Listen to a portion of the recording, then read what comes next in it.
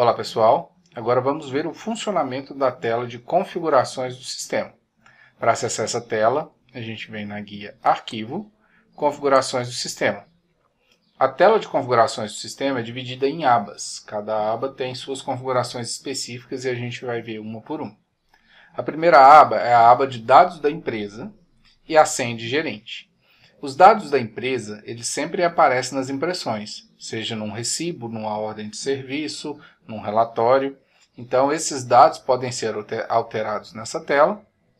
E ao final de todas as alterações, lembrar de clicar no botão de salvar. A senha de gerente, por padrão, ela é 12345 e você pode alterá-la. Ela vai ser solicitada toda vez que o sistema for fazer alguma ação mais delicada, como, por exemplo, um fechamento de caixa.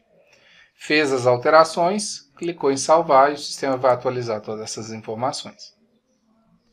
Na segunda aba, a gente pode alterar a logomarca do sistema, que é a que fica no menu principal do sistema e o que também sai nas impressões. Para alterar, a gente clica no botão da lupa, ele vai abrir as pastas do seu computador, você seleciona o arquivo, ele vai fazer uma pré-visualização e ao salvar, o sistema vai atualizar a logomarca. Está vendo que ele já atualizou no menu principal. A terceira aba é a de personalização das cores dos botões e painéis, bem como dos temas das listas. Para mudar as cores dos botões, basta selecionar uma nova cor dentre as mais de 100 opções. Ele vai criar uma pré-visualização da nova cor e o mesmo para as listas. Posso pegar outra cor de lista e salvar. A partir de então, o sistema já vai personalizar seus botões e painéis com as novas cores escolhidas. A próxima aba é de configurações de crediários. Se a sua empresa não trabalha com venda ou serviços a prazo, essa configuração não é necessária. Mas se você trabalha com prestação de serviços ou vendas a prazo, o nosso sistema ele tem a possibilidade de cobrar automaticamente juros no caso do atraso do pagamento desses clientes. Para isso, você precisa informar qual que é a taxa de juro mensal cobrada pelo atraso e o próprio sistema vai converter essa taxa em taxa diária, caso o atraso seja apenas em dias, e quantos dias de tolerância você vai oferecer para o seu cliente, ou seja, quantos dias ele vai esperar após o vencimento para começar a fazer o cálculo dos juros. Basta alterar essas informações e clicar em salvar. A seguir, a gente tem as configurações de venda. A primeira configuração é se vai ser permitido alterar o valor de venda do produto no momento da venda, isso no PDV, certo? Caso seja marcado que não, no momento da venda, assim que selecionar o produto e a quantidade, ele já vai ser inserido na venda automaticamente sem permitir nenhum tipo de edição. Caso queira editar, basta manter como sim. A segunda configuração é se vai permitir fazer vendas de produto com estoque insuficiente, certo? Se tiver marcado como sim, mesmo que não tenha estoque do produto, ele vai permitir você fazer as vendas. Caso marque como não, ele sempre vai verificar a disponibilidade de estoque do produto antes de inserir ele na venda. A última configuração é se na ordem de serviço o sistema vai controlar também o estoque de produtos, assim como é feito na tela de vendas.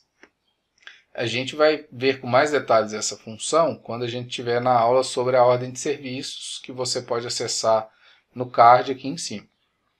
Essa configuração, de forma resumida, vai modificar a forma como você utiliza seu sistema. Se você quer controlar estoque dos produtos também na OS, isso vai exigir que numa ordem de serviço os produtos sejam previamente cadastrados antes de serem inseridos na ordem de serviço.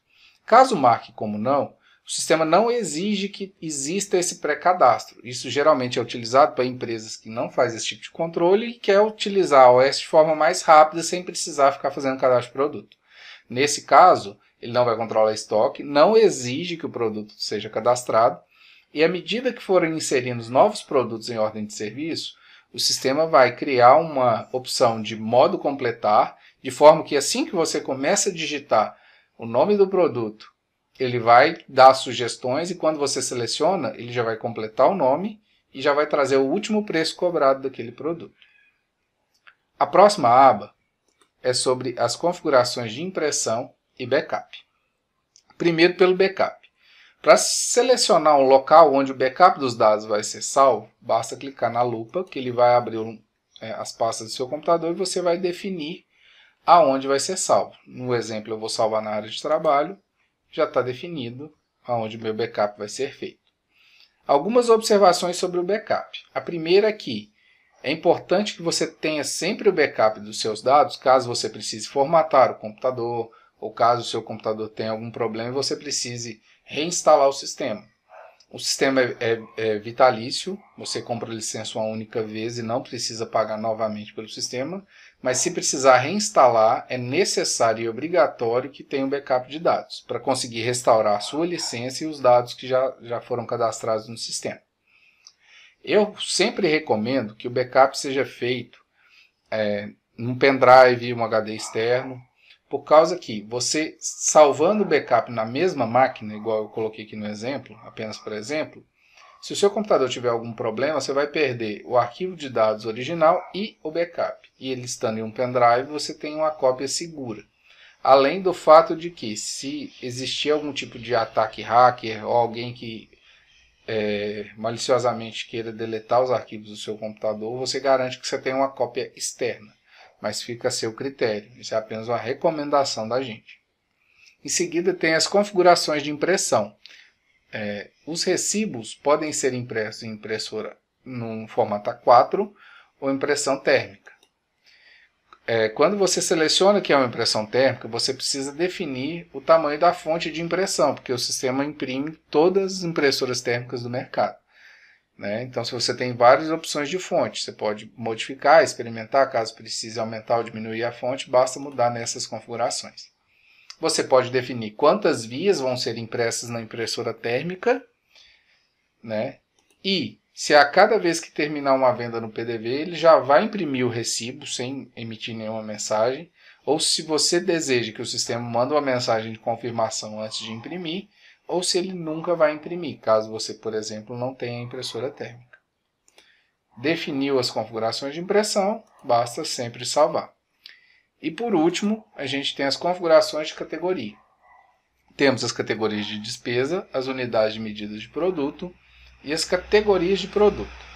As categorias de despesa vão servir para segmentar as despesas no momento do relatório. Você pode tirar relatório que você está gastando, por exemplo, com a folha de pagamento ou com fornecedores, de forma específica, dentro do seu montante de despesas.